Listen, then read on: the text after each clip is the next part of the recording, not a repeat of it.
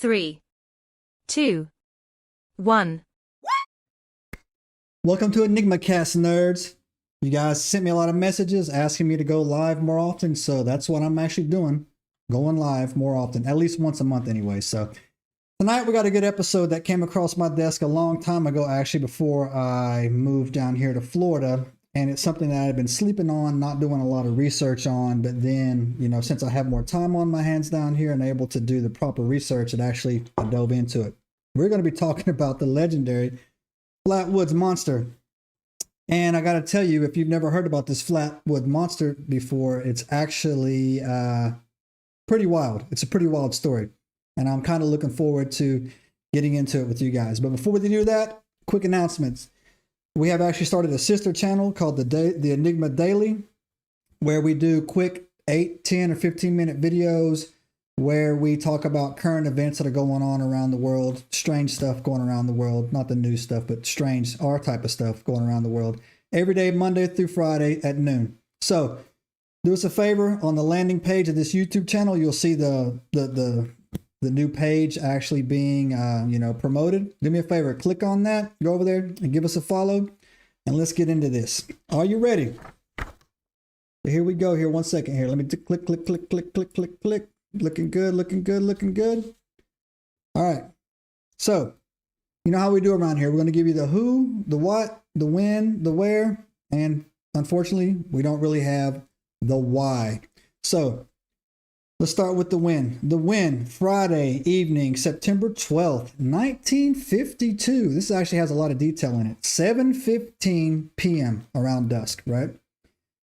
And it's funny because this took place, the where actually is a place called Flatwoods, Braxton County, West Virginia.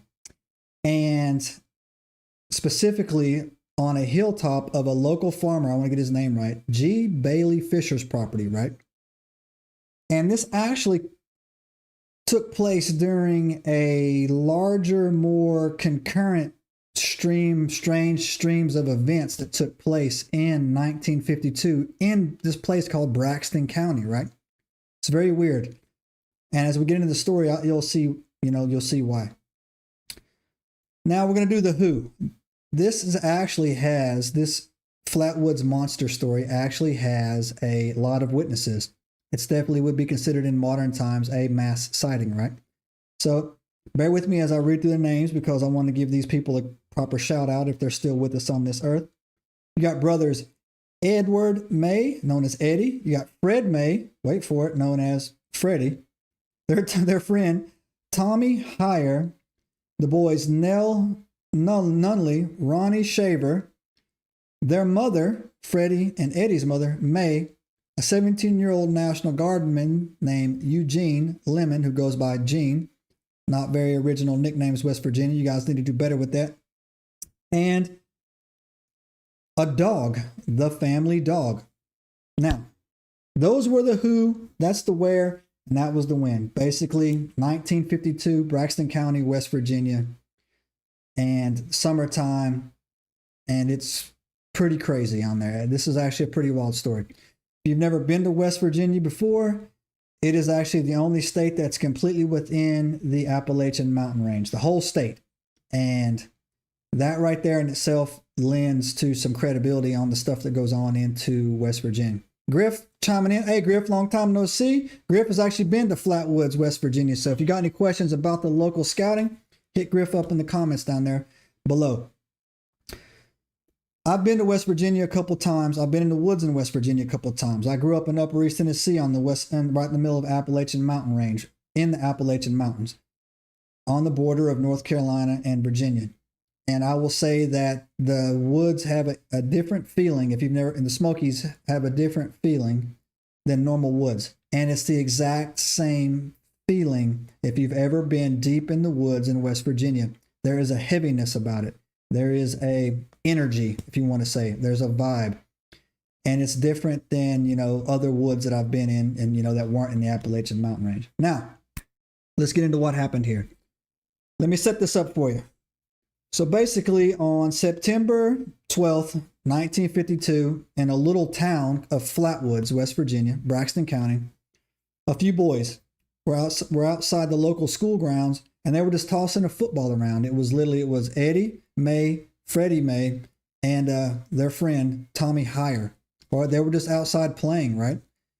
And I guess in 1952 it's probably a better time because there wasn't any cable TV and there wasn't any cell phones and there wasn't any internet, so probably better times to live actually. And so what was happening was they were outside playing, and a fiery object, I'm going to use the way they described it in their report, right?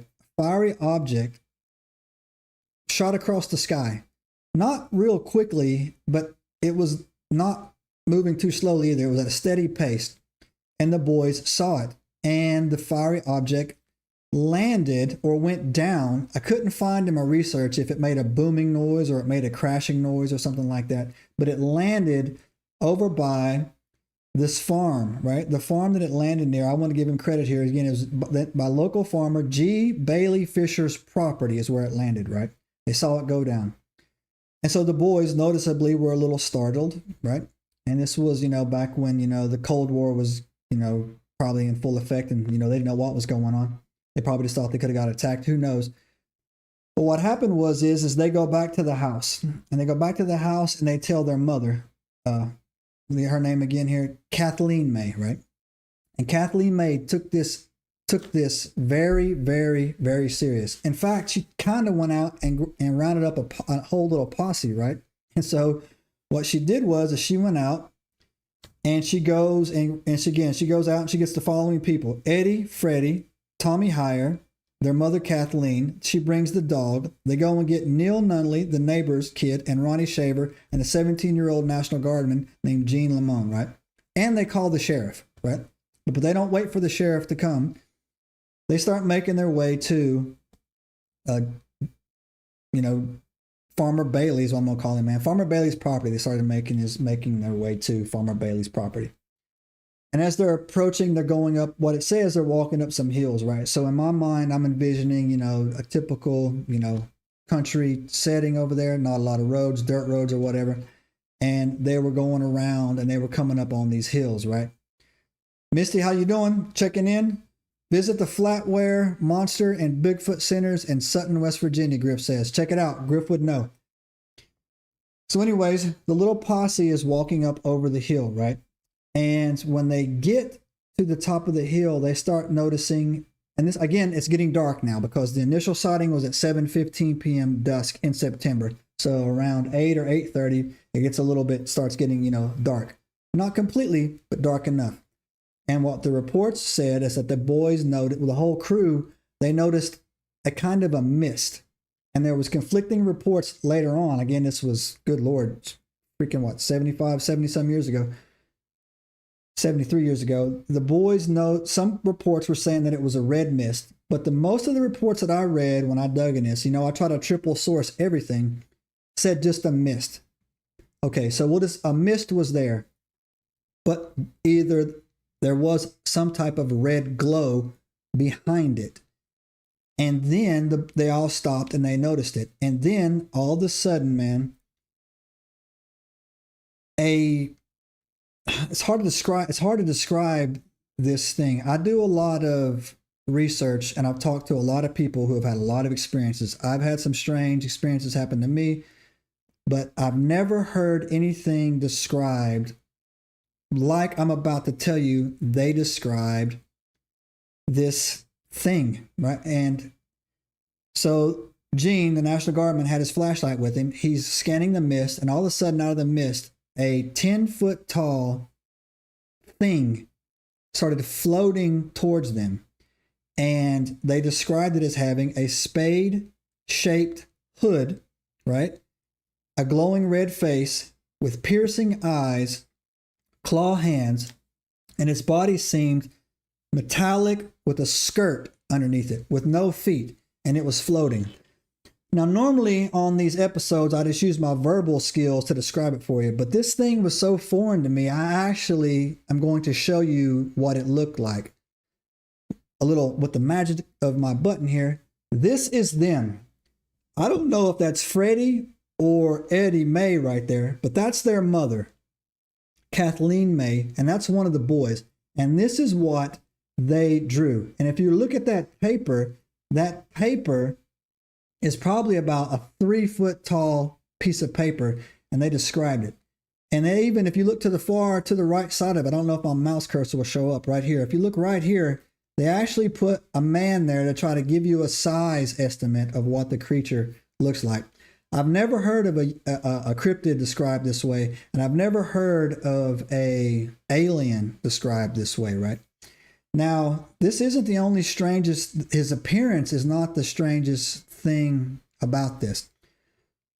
So I actually took the description of what he had, and I worked with an AI editor, and I was able to try to make this close resemblance of what it looked like in the setting of the wilderness as well. The background being dusk with a little bit of mist on it. And this is what they said was coming towards them out of the dark. Now, I didn't feel the need to make his eyes red, but just based on the description that they had, because when you go in there and looked at it, it didn't really say his eyes were glowing red. It said it was a red background, but he had like a piercing, like a glowing, well, it did say glowing red face with piercing eyes. But I don't know why I just went with this, but you can actually get an idea of what it kind of looks like, right? But that's not the strangest thing about it. The strangest thing about it is that it had a skirt on, and it was levitating. It was moving towards them, not walking. They all of the people said, all 7 or 8 of them said it was gliding towards them, right? And its hands, the hands were supposed to be claw-like hands, but his entire body seemed metallic, like it was a robot, right? And when this thing, I can't call it a cryptid, and I really can't call it an alien, but like I said, we'll dig into that a little bit with some theories that I have on it. When it noticed when it noticed them, it didn't make any sounds. It didn't really go after them. But what it did do is that it started to emit a chemical of some sort out of it. And the only thing that I can relate to, when I was in the military, all military people go through gas chamber training, where they basically lock you in a room. They roll in a canister of some high level military grade pepper spray, and they wear you out. This thing started admitting that, right? And they described it as a nauseating mist. The dog bolts out. The dog breaks out, right? And the other people, Eugene drops his flashlight, but all of them start getting sick, right? Instantly start getting nauseating. And they were describing, I'm going to read their what they described here. They were all describing the same symptoms that you would get from military grade tear gas. It makes you want to throw up. It makes you you lose control of all of your liquid functions of your face. It burns the back of your throat. It's really horrible, right? So let me cut this back on the live stream. You guys get your last little look on that. So it seems to me like this thing gassed them. That's the only way that I could look at it, right? And the reason why I say it gassed them, and I'll tell you the reason why I think that in a second, is the closest thing in my mind that I could rationalize what happened, actually. That's the event that took place, right? It was some form of crowd control, for, lack of a better word. And it worked. They dropped the flashlight and they bolted, right? But they also described a hiss and hearing sharp metallic sound, right? Almost like something inside the creature opened, like a grinding sound. And that's when the mist came, and that's when the nauseating chemical attack happened, because this definitely was some type of chemical. And so anyways, the whole crew breaks out, man. They take off running, man. They bolt. They get back to where they're going. They're having nauseating fits, man. It didn't really say that they were vomiting, but I can only imagine that they were, throwing up and stuff like that.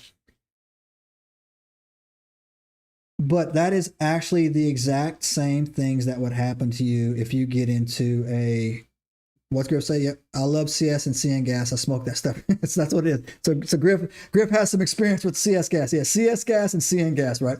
That's what it reminded me of back when I went through my only life experience. I tried to equate with it. Now, when I do these stories, You know that I like to look for police reports, right? And this actually has a fairly awesome police report with it. As a matter of fact, it had 2 deputies that involved it, a sheriff and a deputy. I want to give their names on here, man. Real quick. I'll jotted this down here. I'm sure it'll come to me. Sheriff Robert Carr and Deputy Burnell Long showed up, couple, 20 minutes later. I said it didn't really give an exact time, but they showed up, right? And what they did is when they showed up, they went out there and they searched the entire field. Now, this is very interesting in the story that I found, right? It's because it said they found no monster in the field. Nothing, right? And that's what they referred to it as, a monster, obviously, because 1952, there was no TV. There was, I can only imagine what they thought they were seeing. But he did say that they could clearly smell that arched, rancid smell was still lingering in the area, right? But they noticed also that there were some odd marks on the ground as well. Now, another thing that makes me think, and the reason why, and when I get my thoughts straight here and not talk over too fast as my mind goes, another reason why I feel that this was some type of crowd control, because there was no fatalities. None of these people died, right? But however, a few of them were sick for several days, right? And when you're in military training, the reason why they test you with that gas is to find out who can recover the quickest from it, right? And I've seen guys in my boot camp that went through it, that they were down for a half day, 12 hours or something like that. They weren't down for a couple days. We were all, fairly physically fit. No one had asthma or anything like that. But to the wrong people, getting hit that hard can, kind of knock you down for a couple of days, right? So it was a non-lethal crowd control type of event. And so people speculated on this, that this was some type of, again, wait for it, Soviet attack. But I don't think that's what it was, because there was no fatalities. And I'm going to tell you why. There's more things that I lead into that, right? When I do my investigations and I look into this type of stuff, I try to, mark out that's not what it's not, right? It's what it's not. I don't think this is a cryptid. And I also don't think it was some type of extraterrestrial. I could be wrong, right? And I'll tell you why I could be wrong, right? This is very confusing. This is one of the most confusing things I've ever looked at. And it's got one of the most well-documented things I've ever read is the Flatwoods Monster. You should definitely go check it out and read this stuff. Well documented, police reports, everything, and I can't figure out I can't put a label on it. Now the newspapers seized this, they got a hold of this, right? And bam, the legend took off, man. From then on out, man, the Flatwood Monster also was referred to as the Braxton County Monster, becomes one of the most iconic, and again, they'll refer to it as the cryptid stories in America. And I think one of the reasons why they refer to it as a cryptid story, because it took place in West Virginia. Now, West Virginia is full of fiduciary. I'm talking global level of fiduciary, and I'll touch on that in a second, right? Now,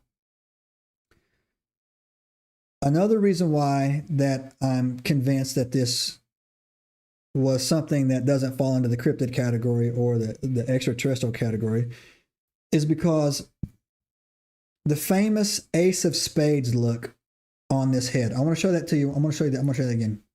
This thing, I've never seen that. I've never heard of that. I've never seen that hood or heard a hood described like that anywhere. And it's clearly prominent in their original drawing as well. And if you see the glowing head, the detail they put on it, it's wearing a breastplate of some sort. It has a skirt, and you can see it's levitating, but it has metallic arms, metal arms.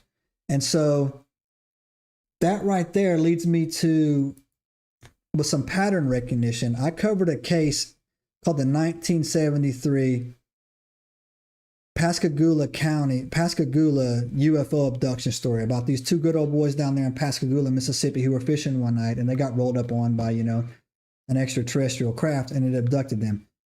And they described the things in there as kind of, slightly robotic as well. But this came out of the ocean.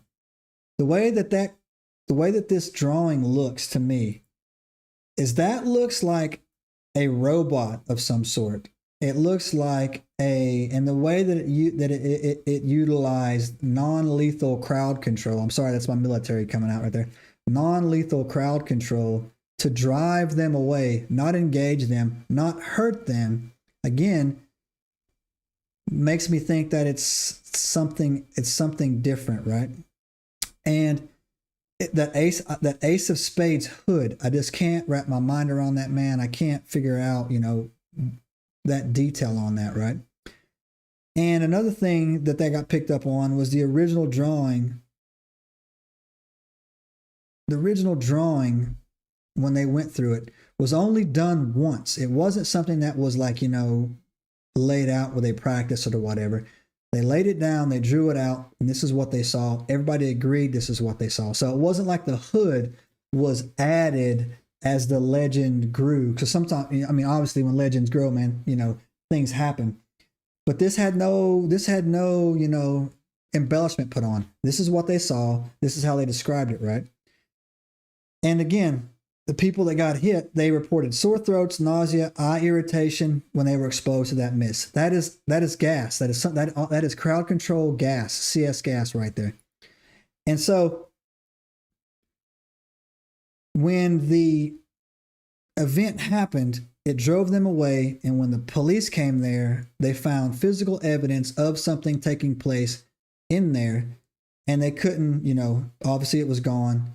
And it was left. So whatever this being was had the ability to come and go and, do its thing. So I can't label this a cryptid. I can't label it because it also too, to this day, it's not like they have rampant, Flatwood Monster sightings up there. This seemed to be a one-off over a stretch of time now, because I got more stuff for you here, right? So a lot of people today will try to go in there and, well, anyways, this town, if you go to this town, man, they've embraced it, the Flatwood Monster Museum. I think Griff actually been there. Let's see what the comments are saying. They call it the Braxton locally. Griff's been there. If you go to Sutton, West Virginia, you need to go to the center and hear the stories. Okay, there you go.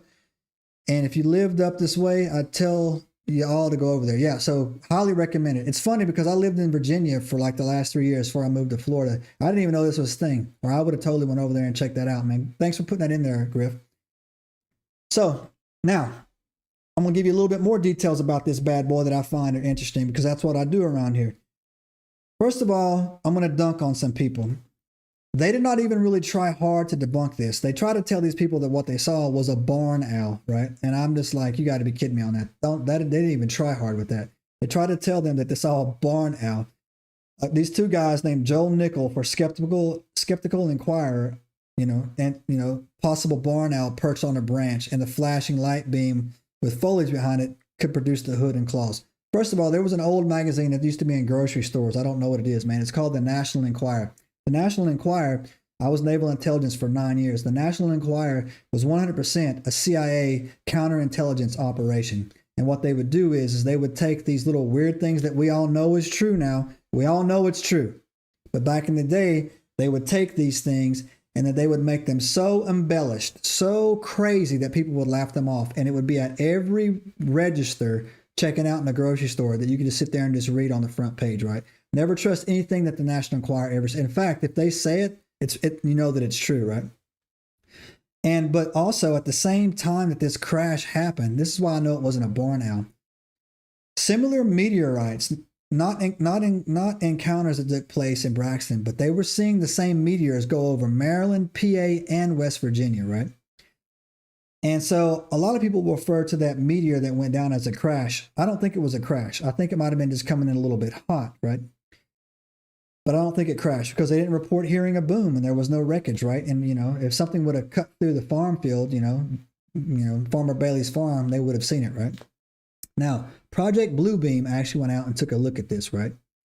And they kind of dismissed it. But if you do any of research on what Project Bluebeam was, they had never proved one case because a lot of the cases were true. So they had to go through and put everything down as a false, right? So now, this is crazy. This is where it gets into some crazy stuff. If that wasn't crazy enough, I'm going to get you into a little bit more. This Flatwood Monsters thing in West Virginia, that wasn't a one-off, right? In fact, it was part of a cluster of what they call mid-century 1950s, to 60s related sightings that echo monster plus UFO vibe, right? A cluster of them, right? And it's actually, I wrote down some quick things here that I'm going to read off on you, right? It happened a lot over the same county. This is real strange. And and when I read this off to you, I'm going to double back and I'm going to tell you my theory on that. You have the Frametown strange creature reports in Braxton County, in another, same county, just a different area, in 1952 and 1953, just weeks after this Flatwoods Monster incident went down, right? Other locals in Braxton County claim to see glowing lights, tall, weird creatures in the hills near Frametown, only a few miles away from where they saw this hooded bad boy walking around. This didn't make national papers like the Flatwoods did, but it was documented by Gene Barker, one of the UFO writers, who later wrote this book called The Flatwoods Story. I'm going to actually order that book and probably read it and put it on the wall back there. This is a really cool story. But they didn't report this monster with the hood shape. What they reported was large human-shaped figures with odd eyes and smelled like a sulfur, right? And I need to look and see. I'm so pumped up right now, man. I need to look and see. You guys are going to get mad at me. Type in the chat if anybody knows when the Roswell crash took place. Was that in 1955? I don't know, right? But also later the Frametown Monster was seen in Sutton, West Virginia, 1953. And Sutton is only 5 miles from Flatwoods. In fact, I think Griff said he was in Sutton. Yeah, Griff said I was in Sutton, West Virginia. And Bigfoot centers over there. And this was called the Gassaway Monster. No, I'm sorry. The Frametown Monster was also seen in Sutton, 5 miles from Flatwoods. A couple claimed they saw a huge metallic creature just like this one. One more time for the cheap seat. 10. That's the wrong button there. Sorry, guys. One more time for the cheap seats. Glide across the road, right? They saw it slide across the road, but they didn't report any, other stuff that it was doing, right? Like it didn't make them sick or anything like that, right? Yes, Misty, sulfur smell. That's crazy, right? Now, you go down to also in Braxton County in around 1955, right? This is wild. Braxton County must be a hot spot, Griff. So I'm talking to Griff there. If you don't know Griff, everybody say hi to Griff in the chat. Residents near Gassaway, again, Braxton County, reported encounters with a green monster that emitted a strange mist or odor. Some UFO researchers believe they were copycats, but the people in the locals swear that it was true, right? And then if you go down into, they have this event that took place between 1952 and 1955, all up and down, not all up and down, man, several places in the Appalachia. Was referred to, the 1952 was referred to the flap year, right? Because dozens of UFO sightings were reported in West Virginia, Kentucky, southeastern Ohio, which is a crazy hotbed for freaking dogmen and Bigfoots if you've never been down there, right? And they all paired with fireballs, glowing craft, strange beings. Now, some people believe that there's one more thing down here too that I need to point out, right? Several years later, 1966, you have the Mothman incident that took place, right, in West Virginia. And it led me to believe during my research when I was looking at this is that West Virginia has an eclectic breed of strangeness that goes on down there, from Bigfoot, Dogman, Hell Dogs, Sasquatch, the Braxton Monster. They got this thing called sheep squatch that I've never even knew that was a thing. I'm gonna have to look into that now. And several other, wild things that took place in there. And don't even get me started about the paranormal stuff that goes on in like West Virginia. Now,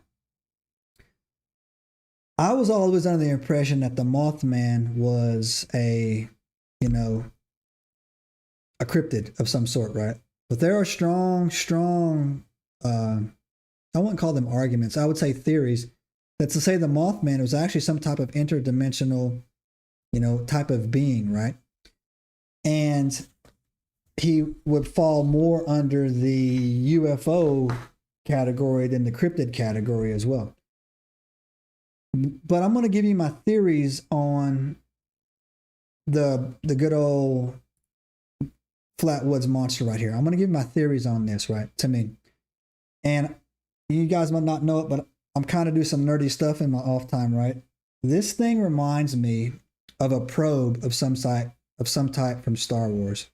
Some type of probe, right? Like the Empire Strikes Back, where the probes start going out. If you've never seen Star Wars, go watch that immediately after this, right? It's mandatory viewing to be on this channel. So that's what that looks like to me. And I have an interesting theory on that, right? The smell, the sulfur smell, right? The Appalachian mountain ranges are it's basically one big cave, right? And if you bear with me on here, I'm gonna do a kind of a U-turn, but I'm gonna bring this all together for you. The Appalachian mountain range this year was crowned the oldest mountain range on the planet ever.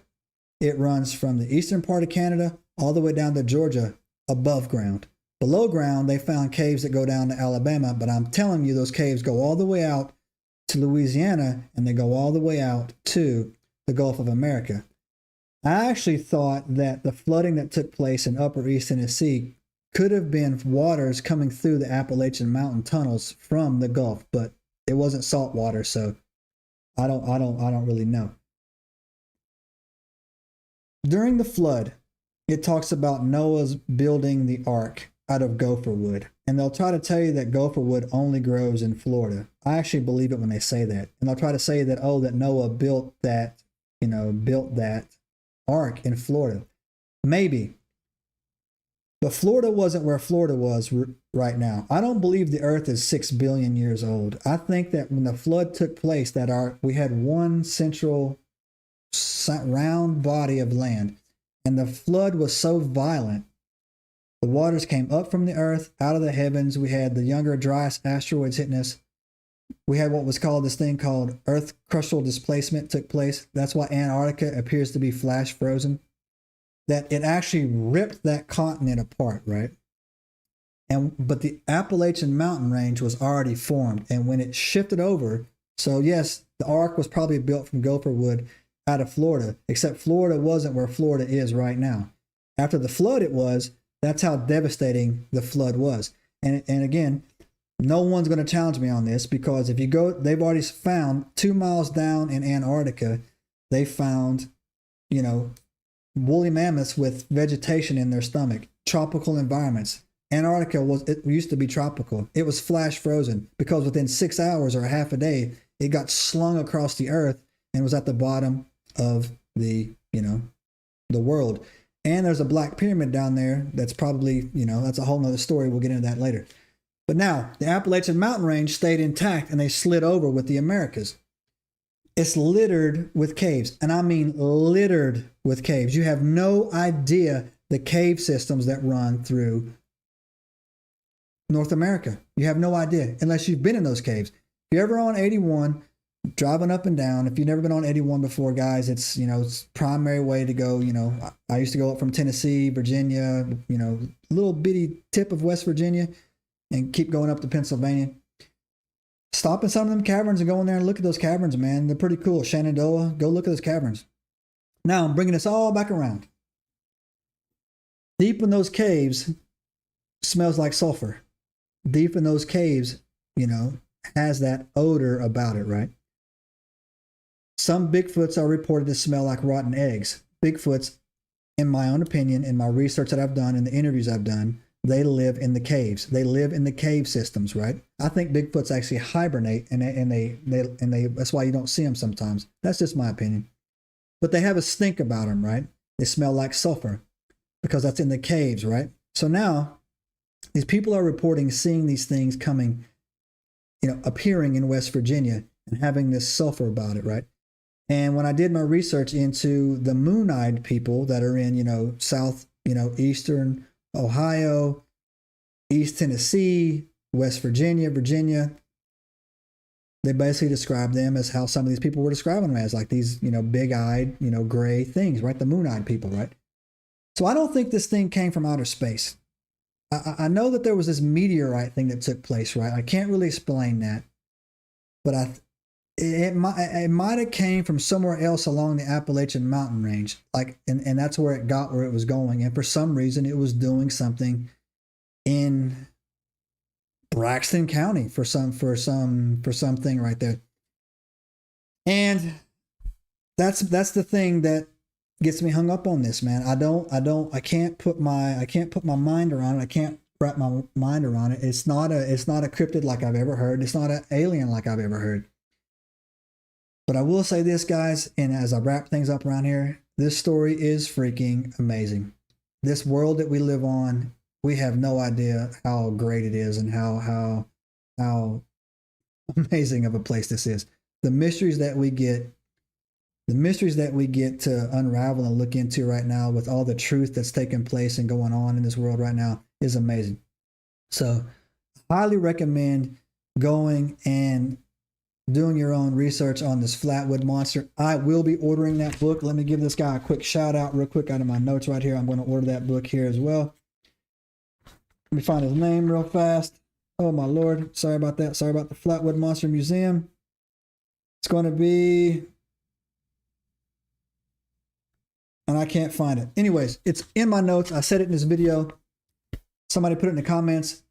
And when I order it, I'm going to read it and I'll put it back there and tell you on that. So if you guys have any idea what this monster could be or what this thing is, cryptid, UFO, government, who knows what it is, right? Put it in the theories on that in the comments below. Now, I'm going to read the chats. Thank you, Griff, for chiming in. Thank you for Misty for chiming in down there. Sulfur Springs, West Virginia's home. Interesting location. Just realized I spelled sulfur wrong. Tell us, Griff. All right.